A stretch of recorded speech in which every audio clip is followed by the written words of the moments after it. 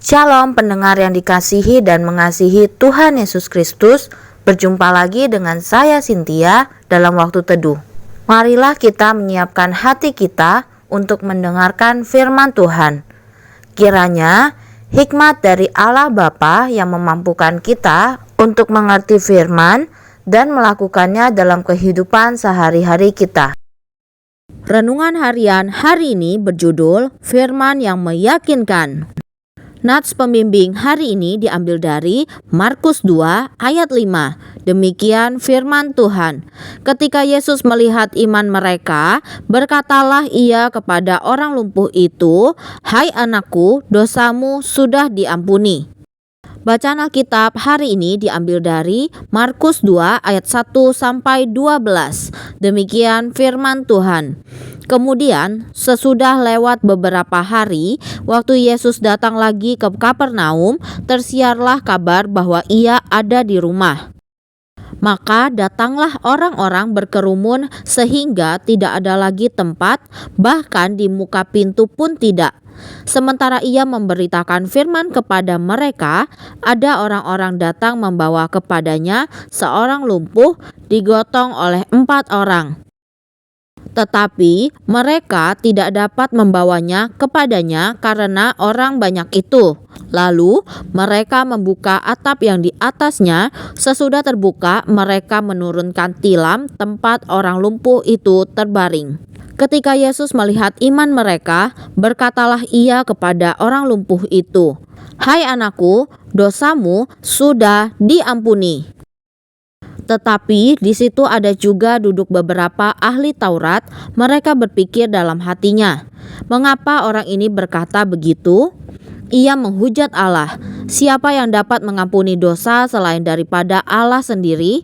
Tetapi Yesus segera mengetahui dalam hatinya bahwa mereka berpikir demikian. Lalu ia berkata kepada mereka, "Mengapa kamu berpikir begitu dalam hatimu? Manakah lebih mudah mengatakan kepada orang lumpuh ini, 'Dosamu sudah diampuni,' atau mengatakan, 'Bangunlah, angkatlah tilammu dan berjalanlah'? Tetapi supaya kamu tahu bahwa di dunia ini Anak Manusia berkuasa mengampuni dosa, berkatalah ia kepada orang lumpuh itu, 'Kepadamu kukatakan, bangunlah, angkatlah tempat tidurmu dan pulanglah ke rumahmu.' Dan orang itu pun bangun, segera mengangkat tempat tidurnya dan pergi keluar di hadapan orang-orang itu, sehingga mereka semua takjub lalu memuliakan Allah, katanya, 'Yang begini belum pernah kita lihat.'" Seorang koboi muda yang tidak mengenal Allah berpergian ke San Francisco dan hidup berfoya-foya di sana. Ia menghamburkan uang yang ia peroleh dari bekerja keras di peternakan selama ini. Suatu malam ia berjalan terhuyung-huyung masuk ke kamar hotelnya dan tidur hingga larut malam keesokan harinya. Sewaktu bangun, ia melihat sebuah buku mungil di meja kecil samping tempat tidurnya. Lalu ia mengambilnya. Ternyata itu Injil Markus. Karena merasa jijik, ia melemparkannya ke lantai.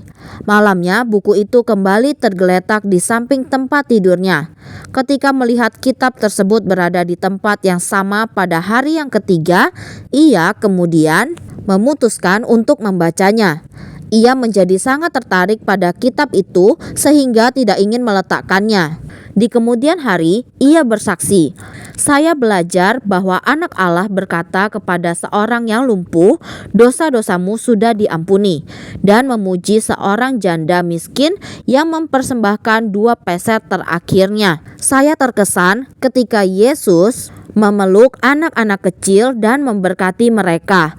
Lalu meski diperlakukan dengan sangat tidak adil, dia rela untuk disalibkan demi menyelamatkan orang berdosa. Saat membaca alasan kematiannya, saya melihat kesalahan saya sendiri dan merasakan damai sejahtera dengan mempercayainya." Sejak hari itu, koboi itu pun berubah dan selama bertahun-tahun ia membagikan banyak eksemplar Injil Markus kepada orang lain. Kita pun harus menjangkau sebanyak mungkin orang dengan firman Tuhan yang meyakinkan itu.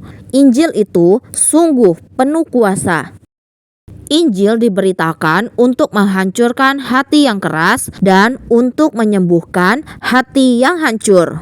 Demikianlah renungan harian hari ini. Sampai jumpa lagi pada kesempatan berikutnya. Tuhan Yesus memberkati kita semua.